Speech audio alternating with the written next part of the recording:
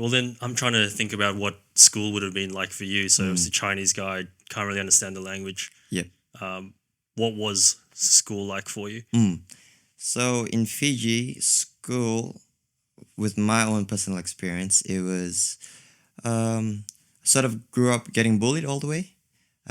Doesn't matter what class because for one, I couldn't understand. And then just to catch up on grades was another whole challenge. So not only have to learn English, but I also have to sit for the tests, exams that I don't understand, as well as I had memory problems and so many things that I guess talking to locals here, they say, oh, ADHD or sort of all this sort of depression and so many other mental illnesses. But I guess it's a privilege that I didn't know of such things so that I don't identify myself as that. Yep. But growing up, people has always been saying dumb, stupid, or the locals would, how do you say, make fun of us Chinese. It's like well known that if you're Asian and you're in Fiji, you'll experience racism almost straight away. So yeah, it's an everyday thing. And then I guess coming to Australia, that people being racist is like, oh, doesn't hurt me anymore. Yeah. So it's good. It's Yeah. good. I guess we'll talk more about your experiences in Australia a bit later. But back on that, I mean, have you been able to have it sort of diagnosed now that you had a learning disability, or you don't you're not too I guess phased, or you don't really want to know? So Rather not be put in a box, I suppose.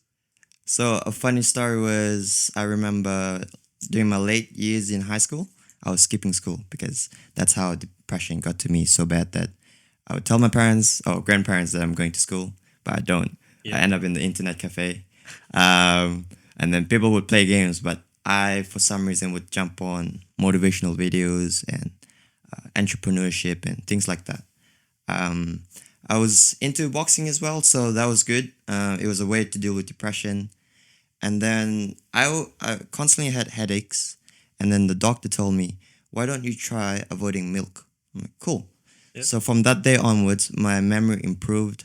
So as all areas of my life has improved. I could sort of speak and remember things. And I guess from 18, I picked up a book and started reading. It says how to remember everything. Yeah, right. So literally from there on, that's how I built up my life. And I guess sort of all these illnesses, I don't think I'm not diagnosed with anything at all.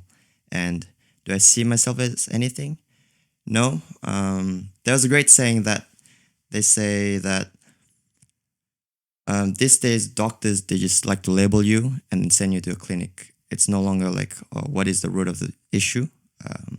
Because me growing up without my parents, it sort of affected me in many ways. Just as you see other people that are raised up by a single parent, where they, I guess, a little crazy. Yep.